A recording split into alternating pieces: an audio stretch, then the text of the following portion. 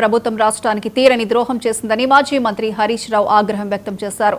Nallamala Sagar project విషయంలో బలహీనమైన petition దాఖలు చేయడం ద్వారా కాంగ్రెస్ ప్రభుత్వం ఆ ప్రాజెక్టుకు పరోక్షంగా సహకరిస్తోందని ఆరోపించారు.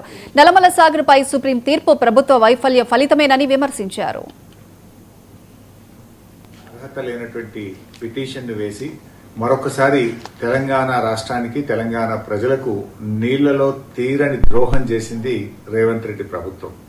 ఈరోజు సుప్రీంకోర్టులో తెలంగాణ ప్రభుత్వం వేసిన పిటిషన్ డిస్మిస్ చేయడము, తెలంగాణ రాష్ట్ర ప్రభుత్వం తిరిగి మేము సూట్ రూపంలో వస్తామని చెప్పడం అంటేనే ఇది ఇవాళ రాష్ట్ర ప్రభుత్వం యొక్క పూర్తి వైఫల్యం.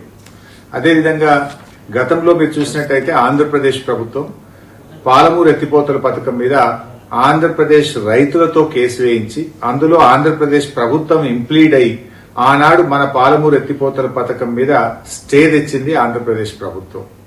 మరి మీరు పెట్టుకున్న మీ కాంగ్రెస్ ఎంపీ మీ న్యాయవాది సింఘ్వి గారికి ఈ మాత్రం విషయం తెలియదా?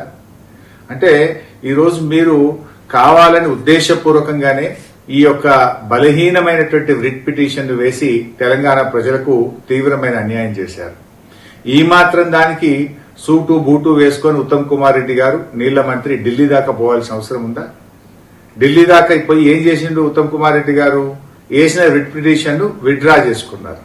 విత్డ్రా చేసి సూటు వేస్తాము అన్నారు. సూట్ అంటే మనకు తెలియందా? ఆ సూటు కూడా ఆంధ్రప్రదేశ్, తెలంగాణ, మహారాష్ట్ర, కర్ణాటక 4 రాష్ట్రాల మధ్య మేము సూటు వేస్తాము అంటే అది ఇప్పట్లో అయ్యేది కాదు. ఇంకా అది సంవత్సరాల తరబడి, దశాబ్దాల తరబడి పెండింగ్ లో పడిపోతుంది. అంటే పరోక్షంగా గోదావరి నల్లమల్ల సాగర్ ప్రాజెక్టుకు మీరు సహకరిస్తా ఉన్నారు. పరోక్షంగా ఇంకా ప్రాజెక్టు మీరు పూర్తి చేసుకోండి అని చెప్పి తెలంగాణ ప్రభుత్వం ఈరోజు సహకరించినట్టు. TPCC chief Mahesh Kumar